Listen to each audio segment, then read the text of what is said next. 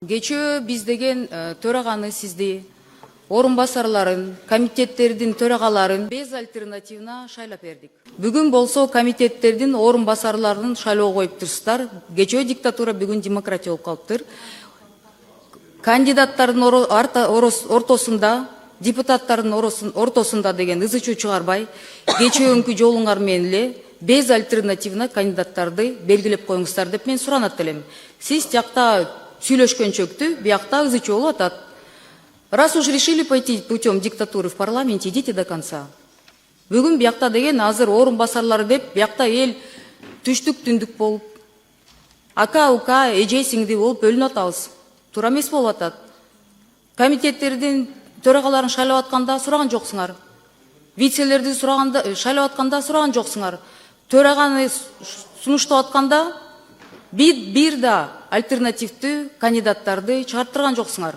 Же кайрадан шайлоо кылып туруп, кайра баарыңарды шайлайлы, же кечөөnkүнүңөрдү улантып туруп, бүгүн деген ызы чуу чыгартпай, нормально, культурно бүтүргүлө. Пока вы там совещаетесь, вы не видите, что здесь на палате происходит. Мен биринчи жолу шайланган жокмун депутат катары. Атмосфераны көрүп атам, түшүнүп атам. Сыртта эл туура эмес түшүнөт азыр.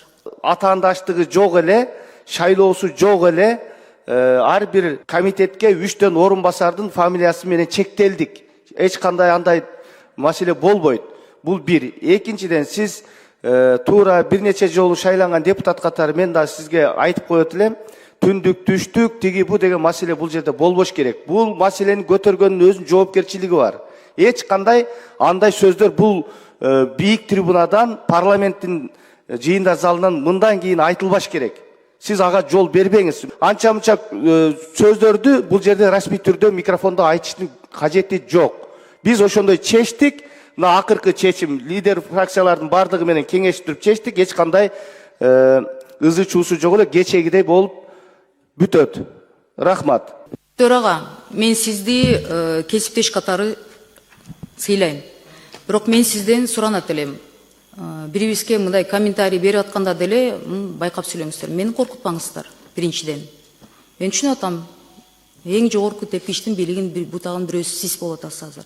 Бирок калыс ой пикир болуш керек. Сыйлап, урматташ керек бирибизди. Анан мен айткан сөздү биякта кээ бир депутаттардын может айтканга настроениясы жетпей жатабы, даремети жетпей жатабы, духу жетпей жатабы, менде андай бар. Мен ачык айткан депутатмын. Ачык айтып атам сизге. Анан мени мажбурлап бул фракцияга же тигил фракцияга кир деп сиз мажбурлай албайсыз.